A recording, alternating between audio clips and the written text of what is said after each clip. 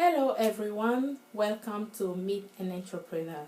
My name is Deborah, I'll be your host on this show. And today I have Blaise here, I'll let him introduce himself. Well, it's not much to say. I'm Blaise, and I call myself an entrepreneur because um, I like to identify problems, find solutions to those problems, and make profit while I'm doing that. I love the introduction. This is what the show is about, entrepreneur. So, like you just said, an entrepreneur is someone that finds and identifies problems in the community and tries to solve those problems. And when they're trying to solve the problems, that's when money follows.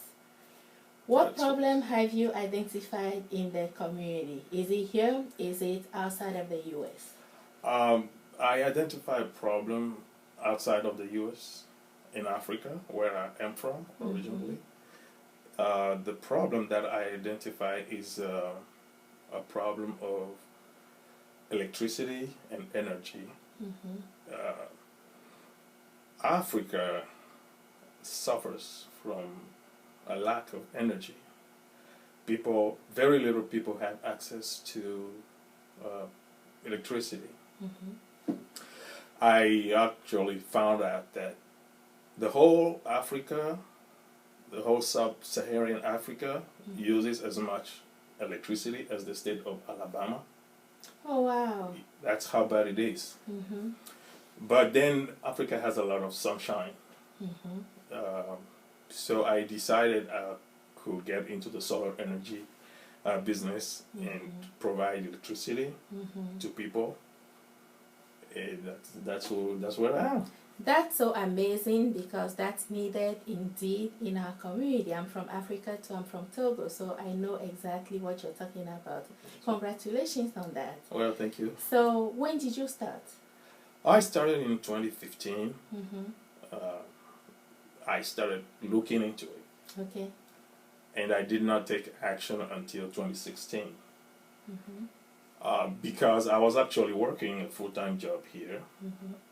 9 to 5, Monday through Friday, and it did not provide enough room for me to do anything about that opportunity until 2016 Mm-hmm. when I left my job. Mm-hmm. So, yeah, I left the job and I went down to Africa Okay. to prospect. Mm-hmm. Wow. So tell me about it. How was it? Was it an easy process? Well, I can say yes, and I can say no at the same time, Okay. because it took a lot of courage to leave everything behind, jump on the plane, go there, and I stayed for like 3 months. So it takes some courage. Then I met people who were not interested, and I met some others who were like, "Oh, can I get it right now?" And the part where it was easy is where people were like, "Oh, if that thing works, I need it." I did not expect that people would be so open to the idea, and I was able to find a few contracts in the first 2 months down there. So that's what I say, it's easy. Wow. That's very interesting. So, do you, if you don't mind me asking, are you in partnership with a company here? And how do you get the solar panel to Africa? Yes, indeed, I'm in partnership with an American company. They were looking for a way to sell their products in Africa. That's how I got involved in the business. And they make their solar panels, and they make a lot of other things. They get kind of big. And so I didn't have to go manufacture, do product design, all those things. The product was already there. All I had to do is the marketing and follow up. So to get the products to Africa, I make them to the logistics. Mm-hmm. They package it, they ship it. Mm-hmm. All I have to do is get it Okay. over there on the other side. Pay the fees to customs and pay taxes or whatever needs to be paid. So it's pretty smooth. You know, for the African diaspora, there are a lot of business opportunities. Even if we don't want to create our own business, there are franchises. Yeah. And there are opportunities, like you said, business representation in Africa. It may not necessarily be just Africa. It may be right here in the States. So if you're interested in starting your own business or trying the entrepreneurial lifestyle, I mean, there are a lot of opportunities out there, and Mr. Google can help. Very much so. Yeah.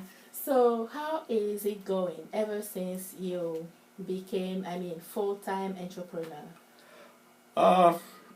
I'm doing okay. I would say not by power or might, not because I'm the smartest or anything, but it's just by grace. You know, I'm a Christian, and I believe God has His hands in other people's business and people's lives.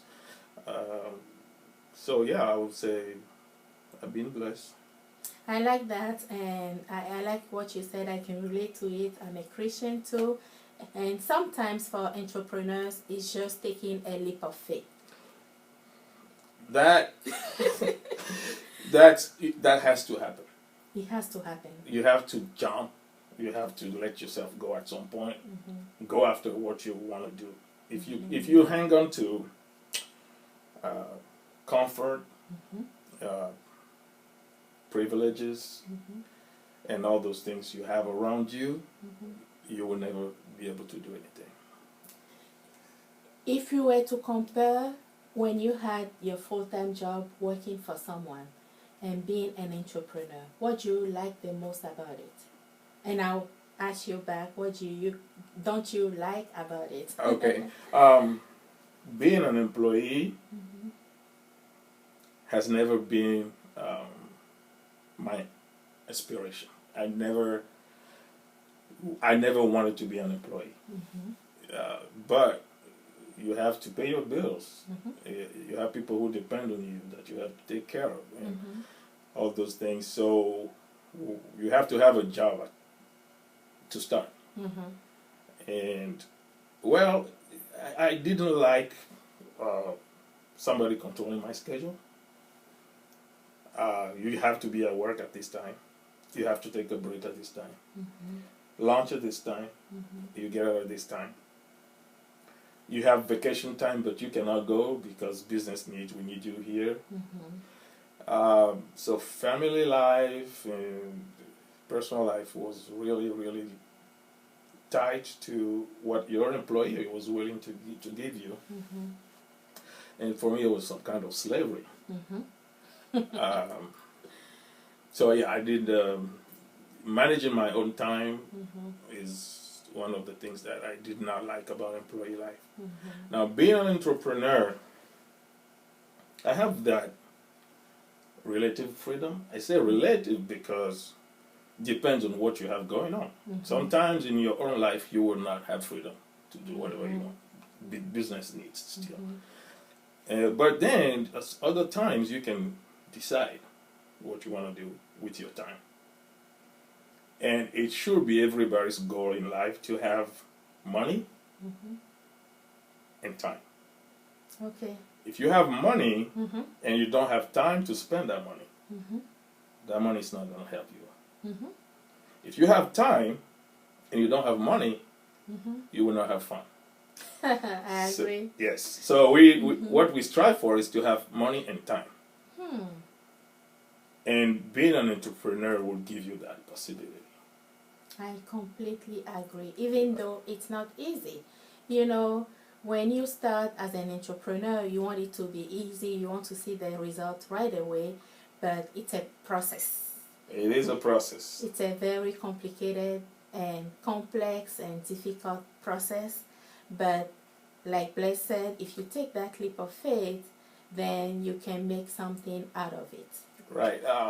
Nobody can tell you it's going to be easy. People can tell you you will be successful.